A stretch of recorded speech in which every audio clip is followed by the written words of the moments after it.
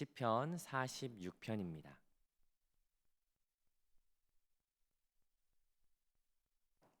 시편 46편 1절부터 11절까지 같이 한 목소리로 합독하도록 하겠습니다. 함께 읽습니다. 시작. 하나님은 우리의 피난처시요 힘이시니 환난 중에 만날 큰 도움이시라. 그러므로 땅이 변하든지 산이 흔들려 바다 가운데 빠지든지 바닷물이 솟아나고 뛰놀든지 그것이 넘침으로 산이 흔들릴지라도 우리는 두려워하지 아니하리로다. 한 시내가 있어 나뉘어 흘러 하나님의 성 곧 지존하신 이의 성소를 기쁘게 하도다. 하나님이 그 성 중에 계심에 성이 흔들리지 아니할 것이라. 새벽에 하나님이 도우시리로다. 문 나라가 떠들며 왕국이 흔들렸더니 그가 소리를 내심에 땅이 녹았도다. 만군의 여호와께서 우리와 함께 하시니 야곱의 하나님은 우리의 피난처시로다. 와서 여호와의 행적을 볼지어다. 그가 땅을 황무지로 만드셨도다. 그가 땅끝까지 전쟁을 쉬게 하시며 활을 꺾고 장을 끊으며 수레를 불사르는도다. 이르시기를 너희는 가만히 있어 내가 하나님 됨을 알지어다. 내가 문 나라 중에서 높임을 받으리라. 내가 세계 중에서 높임을 받으리라 하시도다. 만군의 여호와께서 우리와 함께 하시니 야곱의 하나님은 우리의 피난처시로다. 아멘. 우리가 이 본문을 각자가 개인적으로 묵상하는 시간을 갖도록 하겠습니다. 우리 같이 함께 말씀을 살펴보겠습니다. 오늘 본문은 우리가 참 좋아하기도 하고 익숙한 본문이죠. 저도 개인적으로 참 좋아하는 고백이기도 합니다. 본문을 읽어가시면서 반복되는 내용이 있죠. 그리고 우리의 시선을 잡는 그러한 문장 단락이 있습니다. 그것은 무엇입니까? 바로 하나님이 우리의 무엇이 되십니까? 피난처가 되신다라고 하는 그 말씀이죠. 그럼 피난처가 무엇일까요? 피난처는 어떤 위험이나 어려움이 있을 때 피할 만한 곳, 안전한 곳, 그것을 우리는 피난처라고 이야기를 합니다. 여러분 혹시 근래에 위험하거나 어려운 일, 피난처가 필요할 법한 그런 일들을 경험한 적이 있으십니까? 그것이 어떤 자연재해나 아니면은 물리적인 위험, 압박, 아니면 육체적인 질병이나 상처나 아픔, 이러한 위협이 될 수도 있고요. 아니면 우리가 살아가는 동안에 어떤 정신적으로, 어떤 심적으로 어려운 고통을 마주했을 때 우리에게는 피난처가 필요하다라고 하는 것을 느끼게 되죠. 또 개인적으로는 최근에 참 마음이 어려운 일들이 있었어요. 그래서 피난처가 되신다라고 하는 이 고백이 굉장히 절절하게 더 와닿는 것 같습니다. 어떤 이들은 이 본문의 배경이 열왕기하 18장에 사내립에게 에워싸여 있는 그 히스기야의 고백이라고도 이야기합니다. 그게 맞든 맞지 않든 어쨌든 분명한 것은 시인이 처한 이 상황이 지금 굉장히 고통스러운 상황이라는 거죠. 피난처가 필요한 상황입니다. 사방으로 우겨싸임을 당하고 있고 답답한 일을 당하고 있는 굉장히 이 시인에게는 절박한 피난처가 필요한 상황이죠. 그렇다면 이 시인이 이 상황 가운데서 무엇을 바라보는지, 그리고 피난처로 피한다라고 말하고 있는데 피난처로 피한다라고 하는 말은 대체 어떠한 의미인지 오늘 본문을 통해서 좀 살펴보았으면 좋겠습니다. 오늘 이 본문은 세 개 단락으로 나눌 수가 있어요. 1절부터 3절까지는 고난 가운데 있는 시인의 모습을 드러내고 있고요. 4절부터 7절까지는 피난처가 되시는 하나님이 어떤 분이신지, 어떤 피난처인지에 대해서 이야기를 합니다. 그리고 8절부터 11절까지는 고난이 해결되는 장면을 보여주고 있죠. 그럼 우리 1절부터 같이 한번 살펴보도록 하겠습니다. 1절 같이 한번 읽어보겠습니다. 시작. 하나님은 우리의 피난처시요 힘이시니 환난 중에 만날 큰 도움이시라. 우리 이 내용은 우리 예배 전에 이렇게 권사님께서 반주해 주셨듯이 찬양으로도 참 잘 알고 있는 그런 내용이에요. 하나님이 우리의 피난처가 되십니다. 여러분 동의하십니까? 특히 환난을 만날 때 큰 도움이 되세요. 사실 이 고백은 우리가 안정감을 누릴 때 나오는 그런 고백은 아닌 것 같아요. 이 고백이 우리에게 와 닿을 때, 아니면 이 고백이 우리의 입에서 이렇게 읊조리거나 선포되어질 때는 언제 이런 고백이 나오게 됩니까? 환난 때 나오게 되죠. 환난이 있습니다. 1절에 보니까 환난이라고 하는 말은 드러나진 않지만 복수형으로 써 있어요. 그러니까 환난들이라고 이야기하는 게 더 옳아요.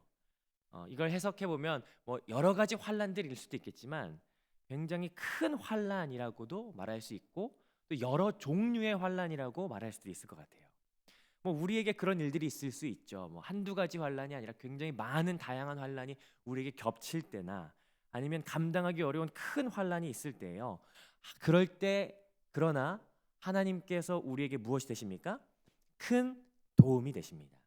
그러니까 이게 큰 도움이 되신다라고 하는 말이 우리에게 익숙하니까 아 그렇구나라고 생각이 되지만 사실은 이 단어는 어법에 잘 맞지 않는 그런 내용인 것 같아요. 좀 부드럽게 표현한다면 크다라고 하는 말은요 사실은 항상 언제나라고 하는 말로 해석될 수 있어요. 그리고 도움이라고 하는 말은 오히려 도울 자로 번역하는 게 더 좋을 것 같아요.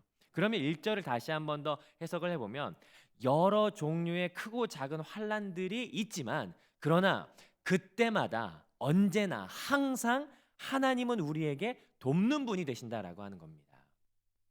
그분이 하나님이시죠. 오늘 이 고백으로 시인이 시작한다는 것은 굉장한 의미가 있어요. 사실 2절 3절에는 시인이 당하는 고통을 시적으로 표현하고 있는데 적지 않은 고통이에요. 작은 고통이 아니라 아주 큰 고통이라는 것을 볼 수가 있습니다. 2절 한번 보시겠습니까? 어떤 고통이 있는지 한번 살펴보시겠어요? 2절 같이 봅니다. 시작. 그러므로 땅이 변하든지 산이 흔들려 바다 가운데 빠지든지 땅이 어떻게 하고 있어요? 변하고 있답니다. 이 변하다라고 하는 것은 흔들린다라고 하는 말로 해석하는 게 더 좋을 것 같아요. 그리고 산이 어떻게 되고 있습니까? 흔들린다라고 하는데요.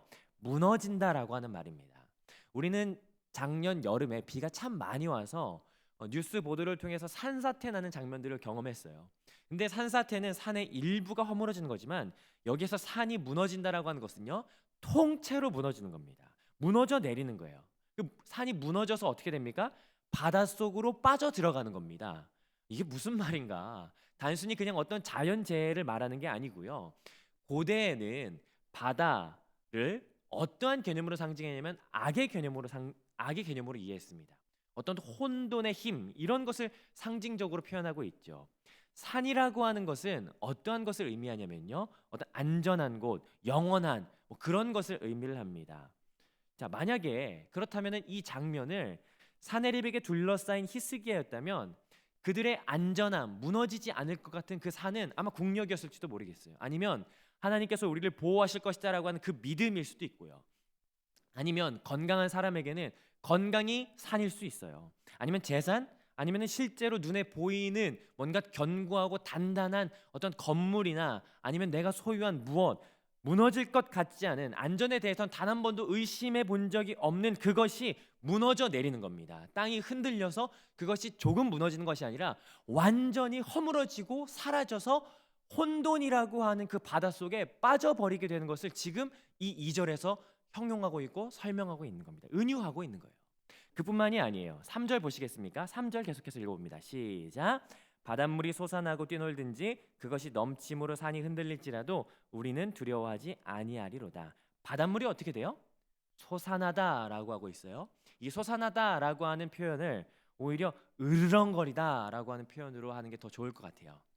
막 귀를 찢을 것처럼 파도 소리가 으르렁거리는 거예요. 그리고 뛰놀다라고 하는 표현은요. 거품이 막 일어나는 그런 모습을 상상해 보십시오. 여러분 집채만한 파도가 으르렁거리면서 정말 귀를 찢을 것처럼 아주 엄청난 소리를 내면서 하얀 거품을 너무나도 많이 일으키는 그런 파도를 보신 적이 있으십니까? 태풍이 오면 그런 파도가 일죠. 그러한 모든 것을 집어삼킬 것 같은 그 파도. 바다가 지금 그런 상태인 거예요. 이 바다가 견고함의 상징인 그 산. 여기에서 산은 복수형이거든요. 산들이라고 표현할 수 있겠지만 견고한 산, 아주 높은 산, 아주 단단한 산을 의미합니다. 그 산을 어떻게 하려고 하는 겁니까? 집어 삼키려고 하는 거예요. 2절에서는 산 자체가 허물어졌는데 이제는 악의 권세가 너무나도 커져서 그 악이 산을 집어 삼키려고 하는 것. 혼돈이 그 견고함을 삼켜버리려고 하는 것. 이것이 지금 2절 3절에 나타난 은유적 표현입니다. 이 은유적 표현이기 때문에 우리가 이것을 한번 연상해보고 상상해볼 필요가 있어요. 자기가 지탱하고 있고 자기가 견고하다라고 생각하고 있고 자기가 신뢰하고 있고 자기가 그에 대해서 단 한 번도 의심한 적 없는 그 무언가가 지금 허물어지거나 또는 위태하거나 지금 이런 상황 속에 있는 거죠. 이 상황 속에서 3절 후반부에 시인이 고백하는 고백이 참 의외입니다. 뭐라고 고백합니까? 그러나 두려워하지 아니하리로다라고 고백해요. 왜 이런 고백을 했을까? 이 대답에 대해서는 우리가 쉽게 생각할 수 있죠. 오늘 본문에서 계속해서 반복되는 내용 때문이에요. 7절과 11절에서 반복되는데 왜 두려워하지 않을 수 있습니까? 하나님께서 우리의 무엇이 되기 때문에 피난처가 되시기 때문이에요. 그리고 시인은 단순히 그 피난처가 있음에서 그치지 않고 그 피난처로 피할 것이기 때문이에요. 여러분, 그 피난처는 믿을만 합니다. 그 피난처는 견고합니다. 만약에 그 피난처가 우리를 보호해주지 못하거나 신뢰할 수 없는 그 피난처라면요, 여러분은 어쩌시겠습니까? 그건 피난처가 아닌 것이죠. 그래서 4절부터 7절까지 두 번째 단락에서는요, 그 피난처가 어떠한지, 하나님이 우리의 피난처가 되시는데 그 피난처의 속성이 어떠한지를 소개해주고 있어요. 4절 같이 한번 읽어보겠습니다. 4절 함께 읽습니다. 시작. 한 시내가 있어 나뉘어 흘러 하나님의 성 곧 지존하신 이의 성소를 기쁘게 하도다. 4절에 보니까 뭐가 있습니까? 시내가 있어요. 방금 전까지 물이 굉장히 위협적이었어요. 거칠었어요. 큰 산이 빨려 들어가거나 큰 산을 침범하여서 위협하던 그 으르렁거리던 물이 있었어요. 그런데 하나님께서 계신 이곳에서는요, 물이 어떤 모습을 가지고 있습니까? 그냥 시냇물이에요. 시냇물. 그냥 성을 두르는 시내예요. 오히려 그 시내는요, 기쁨이 된다라고 해요. 이 성을 아름답게 해줘요. 여러분, 동화 속에서 보던 또는 중세의 성을 한번 생각해 보시겠습니까? 성이 있고 그 주위를 두르는 강이 있어요. 그 강 때문에 그 성이 더 보호받을 수 있고 오히려 미관상 더 아름답죠. 유익합니다. 2절과 3절에서는 그 물이 무질서했어요. 그러나 하나님이 계심으로 말미암아 그 거친 바다가 정돈되는 것을 우리가 보게 됩니다. 물이 질서 정연해졌어요. 그 이유가 무엇인지 아십니까? 5절 같이 한번 읽어보겠습니다. 5절 읽어봅니다. 시작. 하나님이 그 성 중에 계심에 그 성이 흔들리지 아니할 것이라 새벽에 하나님이 도우시리로다. 하나님이 성 중에 계시기 때문에 물이 질서 정연할 수 있는 겁니다. 2절에서 땅이 어땠어요? 어마어마하게 흔들렸어요. 아마 이건 지진을 말하는 것 같아요. 그러나 흔들리지 않습니다. 우리가 믿었던, 우리가 안전하다고 생각했던 그 모든 기반이 뒤에 흔들렸는데 여기서는 흔들리지 않아요. 하나님의 성은 흔들리지 않아요. 왜요? 하나님이 그 성에 계시기 때문입니다. 오히려 6절 문 나라가 떠들며 왕국이 흔들렸더니 그가 소리를 내심에 땅이 녹았도다. 이 6절은요, 세 번역으로 읽는 게 더 유익하거든요. 제가 읽어볼게요. 민족들이 으르렁거리고 왕국이 흔들리는데 주님이 한번 호령하시면 땅이 녹는다. 3절에서처럼 바다가 으르렁거리면서 자기의 강함을 과시했던 것처럼 민족들, 대적들, 우리의 원수들이 떠들지만 그러나 그들의 나라는 흔들려요. 비틀거려요. 아무 힘을 쓰지 못하고 녹아내릴 겁니다. 여러분, 한여름에 아이스크림 생각해 보시겠어요? 녹아내려요. 사라질 겁니다. 왜요? 그 이유는 6절에서도 이야기하죠. 하나님께서 소리를 내시기 때문이에요. 소리를 낸다라고 하는 말은 통치하신다라고 하는 말과 같은 의미입니다. 하나님께서 통치하시기 때문에 그들은 녹아내릴 겁니다. 그러니 와서 보라는 겁니다. 8절이에요. 8절 같이 한번 읽어보겠습니다. 시작. 와서 여호와의 행적을 볼지어다. 그가 땅을 황무지로 만드셨도다. 뭐를요? 그들이 녹아내리는 것을, 하나님께서 행하시는 일을 어떻게 하라고요? 와서 보라는 거예요.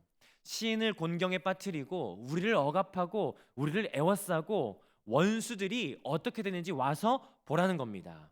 어떻게 행하실 것입니까? 하나님께서 그들을 황무지로 만드실 거예요. 이 황무지라고 하는 것은 사람이 아예 없는 어떤 척박한 땅을 말하는 것이 아니고요, 무력화되다라고 하는 의미를 담고 있습니다. 어떻게 무력화되는지 아십니까? 9절 읽어보겠습니다. 시작. 그가 땅 끝까지 전쟁을 쉬게 하시며, 전쟁을 쉬게 하신대요. 쉰다라고 해서 어떤 잠깐 휴전, 이게 아니고요, 영원히 전쟁이 사라지게 하시는 거예요.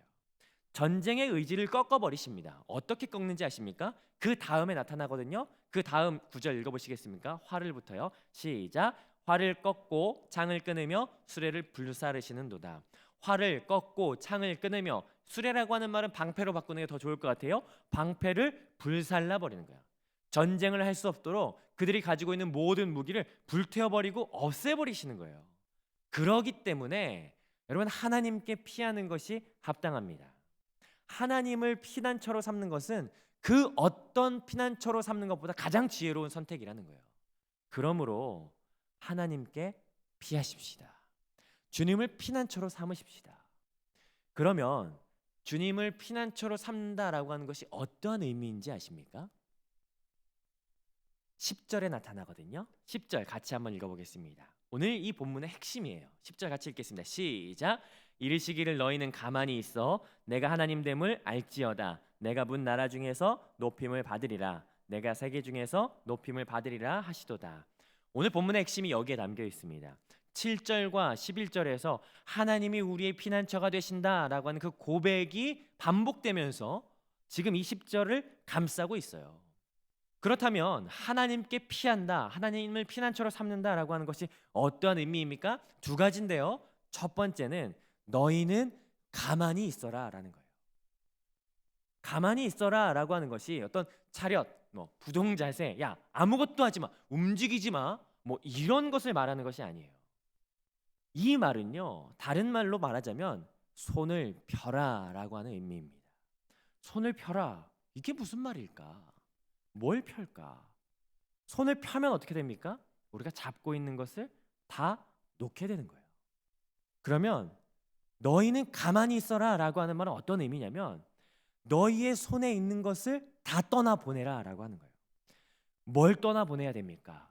원수로 인하여 근심과 걱정과 고통을 갖고 있는 것, 내 대적으로 인해서 나를 애워싸는 것 때문에 불안해하는 것을 떠나보내라는 거예요. 또는 이 대적 앞에서 나를 애워싸는 것 앞에서 내 힘과 내 능력으로 어떻게 해보려고 하는 그 모든 것을 손을 펴서 다 내려놔라 라고 하는 거예요. 여러분, 저희 집에 막내 아들이 24개월 되었어요. 저희 막내 아들이 어린이집에 갈 때요, 장난감 들고 가는 걸 굉장히 좋아합니다. 그것도 2개도 아니고 3개, 4개. 그러니까 한 손에 2개씩을 들고 4개를 들고 가는 거예요. 아시겠지만 저희 사택이 계단이 높습니다. 24개월짜리가 그 계단을 내려가는 것은 어려운 거예요. 위험입니다. 갈 수가 없어요. 제가 손을 내밀어서 이렇게 손 잡고 내려가려고 하는데 손에 장난감이 있으니까 잡지를 못해요. 그리고 이 손을 놓지를 못합니다. 손에 있는 장난감을 놓지를 못해요. 계단을 내려갈 수가 없습니다. 여러분, 이 아이가 이 거친 계단을 내려가기 위해서 가장 먼저 해야 되는 게 뭔지 아십니까? 손을 펴서 장난감을 이 아이의 손에서 떠나보내는 거예요. 그리고 아빠의 손을 잡는 거죠. 이게 두 번째예요. 너희는 가만히 있어 라고 하는 것이 너희의 손을 펴라 라고 했다면 하나님 됨을 알지어라 라고 하는 이것은 손을 펴서 쥔 것을 떠나보낸 이후에 하나님만 붙잡는 것을 의미합니다. 하나님만 의지하는 거예요. 하나님 됨을 알지어다 라고 하는 말은 하나님만 의지해라 라고 하는 말과 같다라고 하는 겁니다. 여러분, 혹시 고난을 당하고 있으십니까? 고통 가운데 있으십니까? 하나님이 우리의 피난처가 되십니다. 그분은 강하시고 연약한 자들을 살피시는 분이세요. 모든 나라가 요동할 때에도 그분이 계시면 절대로 요동하지 않고 흔들리지 않습니다. 그분이 계신 피난처는 견고합니다. 우리가 그토록 강하다라고 생각하는 그 어떠한 개념, 높은 산이든 아니면 안전할 것이다 라고 생각하는 그 어떤 것이든 아니면 그것을 무너뜨릴 수 있다라고 하는 어떤 강한 세력도요, 하나님 앞에서는 질서정연할 수밖에 없어요. 갈릴리 바다가 폭풍우가 바람을 내어 던지면서 휘몰아칠 때에도요, 예수님의 말 한마디, 잠잠하라 라고 하는 그 말씀 한마디에 조용해질 수밖에 없었던 거예요. 그래서 우리는 그분께 피하는 것이 가장 분명하고 확실한 안전을 취하는 길입니다. 그런데 그렇다면 그분께 피한다라고 하는 것은 무엇일까요? 그분께 피한다라고 하는 것은요, 전능하신 그 하나님의 손을 붙잡는 겁니다. 주가 하나님 됨을 아는 거예요. 그런데 우리는 그 하나님을 의지한다라고 하면서 하나님의 손을 붙잡는다라고 하면서도요, 하나님을 의지하지 않습니다. 왜요? 잡을 손이 없거든요. 내 손으로 주님을 잡을 수가 없어요. 손에 너무 많이 쥐고 있어요. 내 가능성, 내 경험, 아니면 어떤 것들, 그것들을 너무 많이 손에 쥐고 있어요. 여러분, 이 시간에 우리가 좀 그렇게 결단하고 적용하고 나아가지 않으시겠습니까? 그렇게 마음을 좀 정하지 않으시겠습니까? 오늘 이 말씀을 통해서 주님께서 우리에게 말씀하시는 것이죠. 그것은 너희가 가만히 있어라고 하는 그 말씀이에요. 가만히 있어라고 하는 그것은 너희가 멈춰 있고 너는 아무것도 하지 마, 이것이 아니라 손을 펴서 내가 쥐고 있는 것을 떠나 보내라라고 하는 능동적인 표현인 겁니다. 손을 펴라. 그것이 무엇이든 하나님을 의지하는데 방해가 된다면 손을 펴서 내려놓는 겁니다. 그게 뭔지 저는 모르죠. 그게 뭐 어떤 오랫동안 품은 소원일 수도 있어요. 아니면 내 노력일 수도 있고 자기 애일 수도 있고 어떤 경험일 수도 있습니다. 그런 것일 수 있어요. 그러나 손을 펴는 거예요. 이게 우선순위입니다. 그리고 주님을 붙잡는 것이죠. 그럴 때 주님께서 우리를 견고하게 하실 것입니다. 그 어떤 고난에서도 우리를 도우실 것이에요. 그 어떤 흔들림 속에서도 우리는 고요할 것입니다. 그분이 우리의 피난처가 되시기 때문에 우리는 요동하지 않을 것이에요. 그렇게 피난처이신 주님을 의지해서 오늘도 주 안에서 견고함을 누리시는 주의 자녀가 되시는 저와 여러분이 되시기를 주님의 이름으로 축복합니다.